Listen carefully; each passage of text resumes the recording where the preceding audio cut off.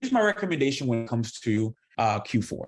Do not try to go into Q4 because again, people have a very different understanding when it comes to Q4. Just because it is Q4 does not mean that you have to burn yourself out. Just because it is Q4, it does not mean that now you have to be about this rah, rah, rah action and you got to pull 120 hours weeks. No, I want you to work smarter, not harder. I want you to understand what are the things that are actually working for you today and how can I actually maximize it?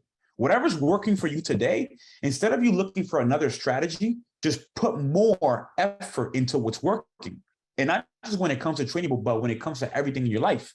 If you have a business and a certain marketing tactic is working for you, then put more effort into that marketing tactic instead of going to find another tactic, right? So focus on what's working, focus and put more strength on the things that are actually giving you results day in, day out when it comes to your life, right? It's really, really critical for everybody to understand that. I do not want you to go ahead and think of Q4 as the next 3 months where I basically have to kill myself. No, I want you to work, and with that, I want you to find your system, hone in on your system. Which EMA? I just use the moving average exponential. So right now, I currently just use, one second, just the default moving average exponential here when it comes to TradingView, and all I do is just put in the 8, right? So I use the 8 and 13. Those are the ones that really work extremely well for me. Now, I want to give you another indicator that I found out that is super, super critical, and it's one that actually gives you more information when it comes to market structure and when it comes to order blocks. Please listen up. I want you to go into indicators. I want you to type in market structure. And it's going to be this one, market structure, break and order block by Emery KB, right? So I want you to add that. That's the one that I want you to add. And me personally, I take off the zigzag. I don't care much about the zigzag. What I really care about is this. This is what I care about. I care about having the ability, this, look at that. It gave me a buy order block right to when SPY gets above the 8 and 13, and right when my EMAs cross over. That's what I want to see. Look at this red one. It's telling me that 37.50 is what? This is a gem. I'm telling you, this is a gem. 370.50 is what? That's the level that we have to get above. Hence, we have what? We have a bearish order block. And if we go to the daily on SPY, 370 is the last lower high that we have to get above, right? So this at least helps me out when I'm trading on the 15-minute time frame. I'm able to see that. Look right now. Isn't this crazy? Look at, oh my God, this is beautiful. Bearish order block from Friday's session. And it's telling me, be careful, because right now, SPY is actually trading within a bearish order block. This is phenomenal. Having something like this can definitely help you out when it comes to staying in the trade, being careful. The indicator is the following. Go into indicators. And Glinda, thank you so much. I appreciate you. Go to market structure. And it's going to be market structure, break and order block by Emery. This one right here. And of course, you could definitely go ahead and like modify the settings. There's different settings that they have here. Me personally, I like it out of the box. It's really critical when it comes to it. What systems are we looking at? So this right here is called TradingView.com. So TradingView is a visualization. They give you scanners. You can even attach or integrate TradingView with your broker. If you actually want to execute trades from this platform, this is the one that I recommend. It's the cleanest in my opinion. And it also has lots of flexibility when it comes to scripts and also algorithms, right? But this is one that I wanted to give to everybody today is the market structure order block. This right here is super, super critical, all right?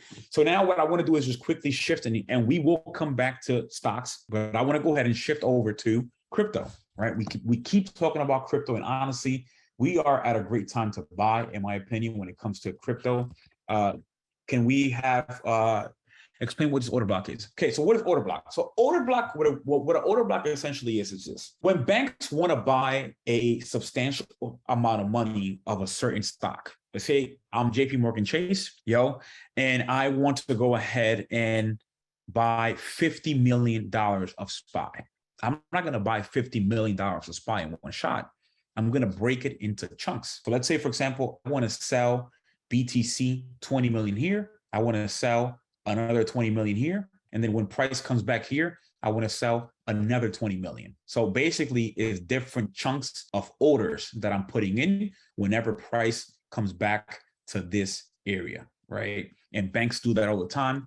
Hedge funds do that all the time. That's why it's super critical for you to have an indicator like this one that can actually let you understand exactly where are the bullish order blocks, hence where are the banks, where are the hedge funds buying, and then on top of that, where are bearish order blocks, where are the hedge funds or the financial institutions, where are they actually selling, right? So right now, if we go to the daily time frame, again, I'm going to keep this indicator on. Let's see what it gives us.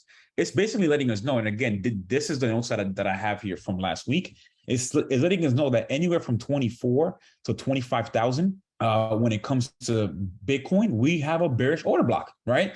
And we were talking that right now, no one is really winning, right? No one is really winning. Somebody asked, I believe the level up algo has order blocks, Chris. Yes, the level up algo definitely has order blocks as one of the features, part of the algorithm. And we actually add more than just order blocks. We have an integration with Fibonacci's as well. Maintain the green with my portfolio. Excellent, excellent. Right. So right here, right now, we have lots of indecision when it comes to Bitcoin. As you can see, we've been ranging from June 12th all the way to today. And we've been ranging between the price of 18,000 all the way to 25,000. So right now, it's lots of indecision. Can somebody tell me what's the one indicator we've talked about for quite some time that gives you these dots, and those dots tell you whenever we're consolidating? What is the name of that great indicator? TTM squeeze, right? TTM squeeze is a momentum indicator. I highly recommend every single person to get to know this indicator. This is the indicator that's going to allow you to be able to catch the move before it even happens. And look how we're squeezing. I mean, we're squeezing pretty bad here when it comes to Bitcoin. It's just sideways trading. And look how we have these orange dots. Can somebody tell me what are orange dots? What do they signify when it comes to Bitcoin? Sorry, when it comes to TTM squeeze. The orange dots signify what? Do we have high, normal, or low consolidation? Orange dots, we have high consolidation. It means that we are consolidating, we're trading sideways, no one is really winning. And honestly, right now we are forming a bit of what? A bit of a bear flag here when it comes to Bitcoin. So we have a bit of a bear flag here, right? And as you can see, price is getting tighter and tighter. So price, depending on what the EMAs do, it can easily go back up, or it can definitely come back down and test out that 18,000. In my opinion, below 19,000, that's when I'll go ahead and say that we could probably reclaim 18,000. If we actually break towards the upside when it comes to the EMAs and we have a crossover up, we definitely have the opportunity to get back into this area. But again, what do we have here? Because of the great indicator, it tells us here that we have a bearish order block in this area.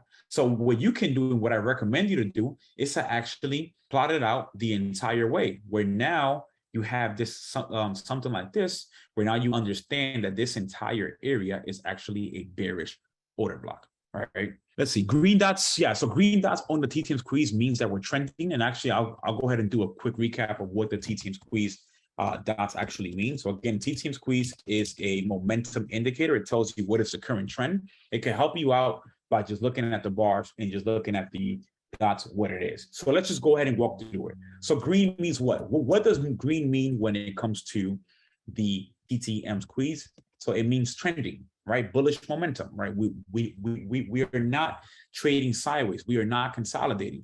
What does red mean? If we have red dots, it doesn't mean that we're squeezing. Consolidation, right? So we are squeezing, right? We have lots of consolidation. And what I want you to think about price is that price is like a rubber band. The more that we stretch out the rubber band, soon enough it's bound to do what? It's bound to pop. It's bound to pop. Same thing when it comes to price. If price is consolidating days after days after days, soon enough it has to make a decision when it comes to what's going to happen, and it will definitely make a move.